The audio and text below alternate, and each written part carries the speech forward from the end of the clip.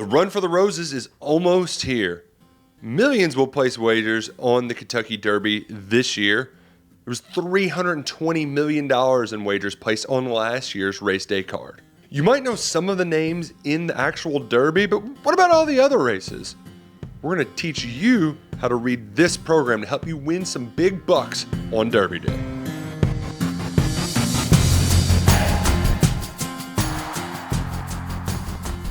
Horse racing programs, they didn't always look like this. All right, when my grandfather went to the Kentucky Derby to watch War Admiral back in 1937, it was nothing more than a little pamphlet. You had the names of the jockeys, trainers, the horses, what color their silks were, but it wasn't much else. We've got a lot more information in our hands now. They've beefed them up about 30 years ago to give you more information on all of the ponies.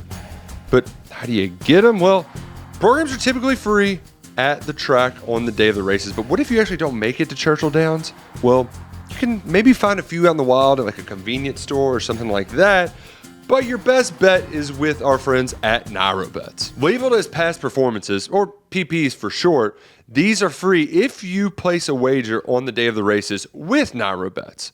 And at Nairobets, that's where you can experience all of the adrenaline-pumping, suspense-filled action of the Sport of Kings. The Nairobets horse racing app will help you bet the 151st Kentucky Derby and join smart bettors across America. Watch the races unfold and cheer for your picks to victory. It's fast, easy, secure. You're going to get a free program, a free past performance, and a free $25 Derby bet, plus a $200 deposit match for new members at nairobets.com/KSR25. Download today and make Derby Day count. You don't need to know every number on this page to be able to pick a winner. Back in 2018, I tried to become a handicapping savant of some sort. I spent hours studying the program over and over, and what did it get me? Nada. I was a big, fat, stinking loser. But race 10 rolls around. I've still got $20 in my pocket. I gotta still have a little action on the race, but all the horses I'd picked were losers. So I'm flipping through the program and I find this horse, Funny Duck. It was an absolute downpour that day, a deluge. I was soaked. I couldn't pick a winner, but you know what? I bet a duck horse could win. It did. 30-1 morning line odds. It went off at 39-1, and my $6 win play show bet paid $132. All that money lost, I got it right back. Not because of my handicapping expertise, because I picked the right name. Sometimes it's better to be lucky than good. Here is where you will find each horse's jockey on the far right side, and then the trainer right over top of the horse's name. Some prefer to bet on the best riders. The Ortiz brothers, like Jose and Irad, they're currently at the top of their game right now. But I prefer to bet on the trainer. Think of them as the coach. Louisville native Brad Cox. He's my personal favorite right now, but I also love it whenever Graham Motion is racing horses on the turf. This right here is the morning line odds. Those are the odds set by longtime handicapper Mike Battaglia. And these odds, they will change based on the amount of money bet on the horse. That's how parimutuel wagering works. If the tote board is drastically different than the morning line odds, pay attention. The sharps may know something that you don't. And if it's held on grass or dirt, clearly, the Churchill Downs, it's going to be ran on dirt at 7 furlongs. Now this is where the real handicapping begins. You don't need to know what every single one of these little numbers. The number in bold is the speed figure. Like Kimpom and Bart Torvik for college basketball, there's different kinds of speed figures. There's the Bayer, the Brisnet, there's Timeform, Equibase. Certain horse players have their preferences, but there's really not a huge difference between them. All that really matters is what's here in the program. This bold figure is all you need to know from this point of reference. The horse with the fastest speed doesn't always win, just like the horse that finished first last time out isn't guaranteed to be at its best again. But here is what these numbers can tell you. This number right here shows you how the horse finished in its previous starts. The preceding numbers will tell you their path to the end, where they started, how they went around the turn, etc., etc. The small numbers to the next of it show you the margin of victory or defeat. So came in second by a nose right at the wire, but then fell in second by 3 lengths the last time out. I like horses that show steady improvement throughout their careers. Even if they aren't winning, they're getting better with each race. In this race, the Churchill Downs, Gun Pilot, if you notice over here, he won a couple, but he finished second in his previous race. Do we really want a second place guy? Let's mosey on over to the speed figures. Look at this guy. Each and every time out, he just keeps getting better. Sure, there are some steps back every once in a while, but a huge 102 and then a 109 in a losing effort. He's due for a big race, and that's why Gun Pilot won the Churchill Downs Stakes last year with morning line odds 10-1. Steady improving throughout the career and a fast speed figure. That is why journalism will be the favorite for Kentucky Derby 151.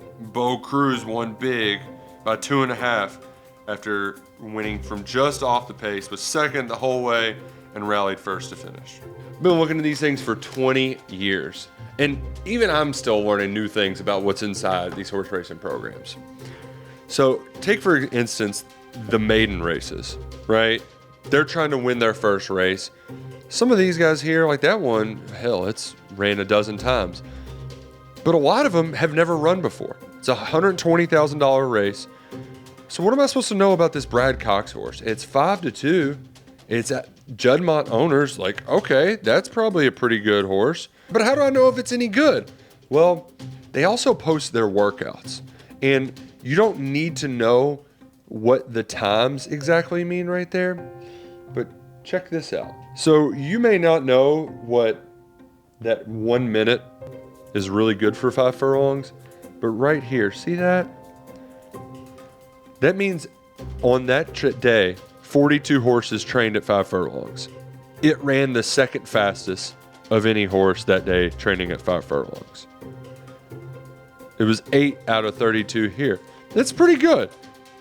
If it can be one of the fastest horses on training day, it can probably be one of the fastest horses on race day. 2 other things too. If it's rainy out there, you want to know if a horse is ran in the mud or the slop. That's always a good idea to bet on one of those. Like this one right here. Cornish Man, SY, that stands for sloppy. FT is fast.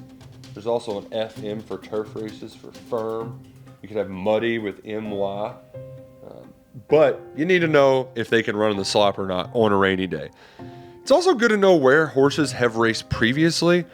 Horses who win their first race at Keeneland, like Elephant's Ear did, right? KEE is for Keeneland. FG is for the fairgrounds. It broke its maiden at Keeneland. If you break your maiden at Keeneland or Saratoga, you're on a great career path.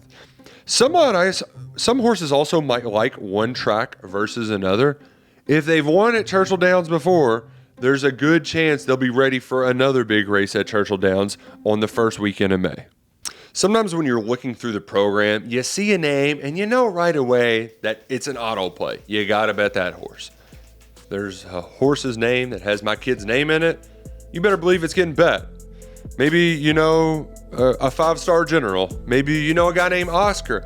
You're just gonna auto play. But that's not exactly the entire process of how I go about picking my horses. When searching through the program, if something jumps out, I'll circle it, right? It's pretty simple. But if there's an eye open speed figure, I'll circle this right here. Maybe I like this horse's sire, so I'll go ahead and circle that right there. Ooh, maybe a candy ride or something like that. I might give that one a circle. Ooh, this horse is getting worse, so I'm going to draw an arrow down. But this one is moving in the right direction. I'm going to draw the arrow up. Once I do the individual math for each horse, I scan the entire race and I can kind of see all of my notes. And then I begin circling numbers on the program and then maybe putting a star Okay, so that's my number 1. I like this one. There's my number 2, 3. It might look a little clean right now, but it can quickly turn into Jerry Tipton scribble that only you can understand. There's an art form to it, even if you aren't good at picking the winners at all. Hopefully this tutorial has given you a better idea of how to read the horse racing program. It's not exactly an exact science, but it is a beautiful one. Best of luck. Now, let's go cash some tickets.